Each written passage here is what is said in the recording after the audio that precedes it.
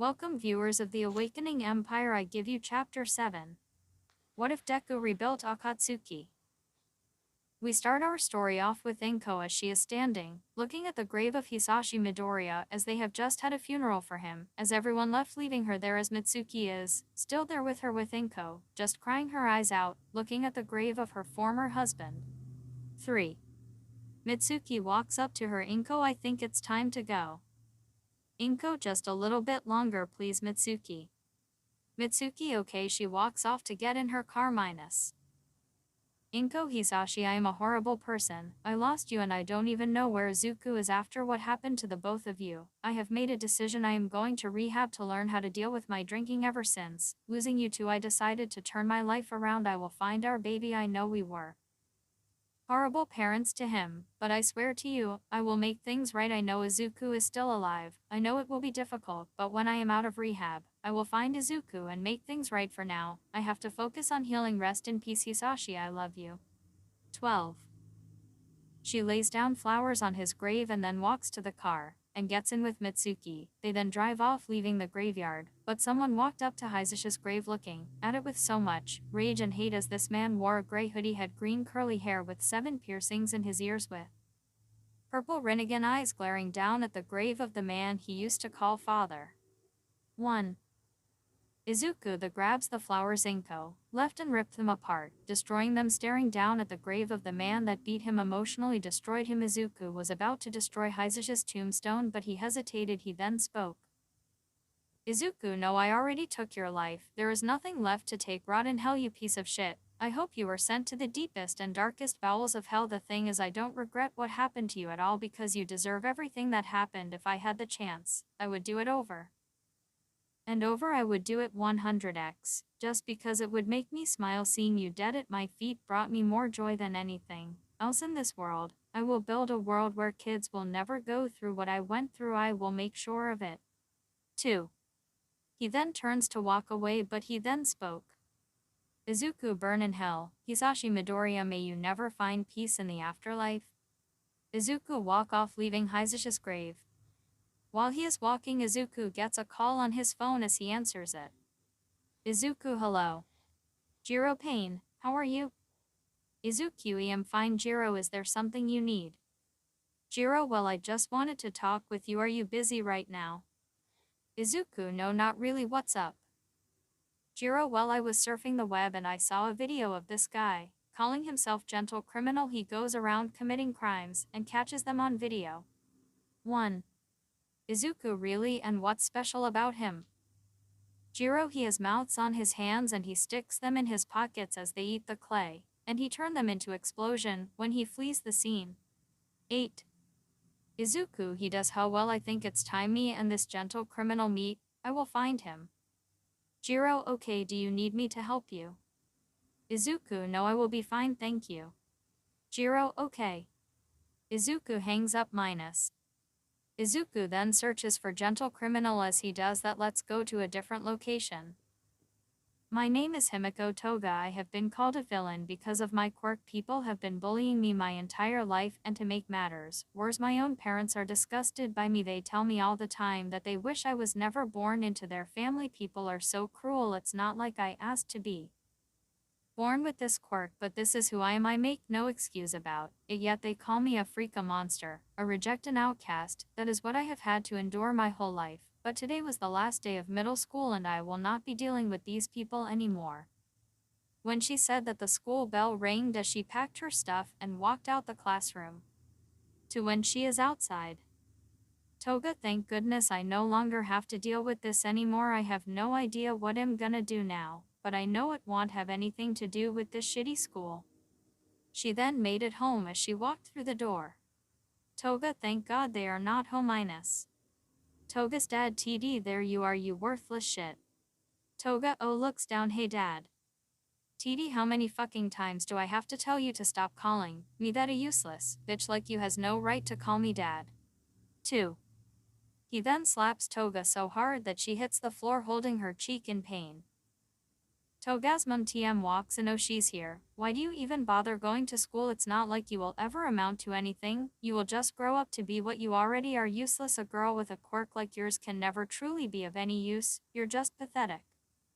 Her and the dad just laugh as Toga, hearing this, begins to tear up as she stood back up and spoke. Toga, are you done? I want to go up to my room now. TD, what's this? Are getting smart with me, brat. 1. He then grabs her by the collar.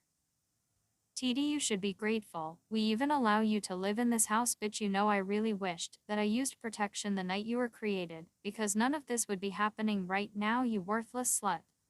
2. Toga, not wanting to listen anymore, then suddenly headbutted her dad, making him fall to the ground, breaking his nose. Much to her mom's shock when this happened, Toga grabbed her bag and ran out of the door, quickly getting away from her parents, running as fast as she can. She doesn't know where she is going and she doesn't care, but she failed to notice 4 boys watched her as she ran into an alley. When she does this, she sits down with her head buried in her knees, crying. 2. The boys that watched her walked up to her. She noticed this and looked at them with tears in her eyes and asked, Toga, WW, what do you want? Guy 1, hey guys, it's that fill-in chick that goes to our school. Guy 2, yeah, hey, what's a fill-in like you doing here? Guy 3, hey guys, let her be. She is right where she belongs, in the gutter with the rest of the villainous trash. Guy 1, hey, why don't we get rid of the villainous trash once and for all? 1. Toga, just leave me alone. Guy 2, what was that, you stupid bitch? Toga, I said leave me alone, I did nothing to you. Guy 1 grabs her by the throat, lifting her up. It seems we need to teach you a lesson. Villainous whores really should know your place. He then punches Toga in the gut, making her cough up spit as Guy 2 punched her in the jaw. As Guy 1 dropped her as she fell to the ground, they all begin stomping and beating on her as she covers herself up, blocking the attacks as they stop. Guy 3 then goes for another punch, but to their surprise, Toga caught it. She then punched the guy in the face, sending him away as she then punched Guy 2 in the throat, making him gasp for air. Guy 1 tries to hit her, but the attack goes straight through her like she was a ghost, shocking Guy 1. 8. Guy 1, what the hell is going on? He gets punched in the jaw. Toga then grabs his head and brings it down as she knees him in the face, breaking his nose. He then grabs his nose in pain as his goons gets up, glaring at Toga. Guy 1, you stupid bitch, you're dead now. Before Guy 1 could attack, he was then stabbed through the head by a black rod. He drops to the ground dead, shocking the other 2 guys and Toga. Guy 2, what the hell just happened? Oh, nothing, just the same thing that's about to happen to you. Walking up to them. Minus 1. Izuku stops walking. You should be ashamed of yourselves for attacking a girl. Pathetic. Guy 2 and 3 were about to try to run, but they couldn't go anywhere. Out of nowhere, white spiders landed in their faces, then they exploded, destroying their heads as blood splattered everywhere. Izuku then looked up and spoke. Izuku, I had it taken care of, gentle, and you got blood on me and our potential recruit. 2. Gentle, on top of the building. Sorry, Lord Pain, it won't happen again. 3. Izuku looks at Toga and walks up to her. Minus Toga gets in fighting stance. Who are you? 1. Izuku holds up his hand. I am not here to hurt you, I come in peace. 1. Toga was about to respond until she passed out, but before she could hit the ground, Izuku caught her. Izuku, she is hurt and she is exhausted. Gentle jumps down along with La Brava. Is she going to be alright? Pain. 1. Izuku, yes she will, she just needs some rest. I will take her to my place. You continue to act normal like you usually do. Izuku then body flickered away. At Izuku's hideout. 3. Izuku appears. Okay, let's get you patched up. Time skip after he patched her up. Izuku, it still amazes me how cruel this world can be. I swear we need to change it. Toga slowly opens her eyes as she wakes up. Minus Izuku, I see you're awake. 1. Toga tries to sit up, but feels pain. Minus 7. Izuku, don't move too much, you have some bruised ribs. Toga, who are you? Izuku, my name, well, my name is Pain. Mitsuki watching TV. Minus As she was watching TV, the news then comes on. Reporter, ladies and gentlemen, we interrupt your program to bring you news updates here at this abandoned building. We found the dead bodies, 3 high school students. No one knows what exactly happened, but the names of the victims seem to be Shinzak and Leiza, whoever did. This is certainly a twisted individual. If you have any information on who did this, please notify the police or the heroes. 1. Mitsuki, who on earth could have done something so twisted? 3.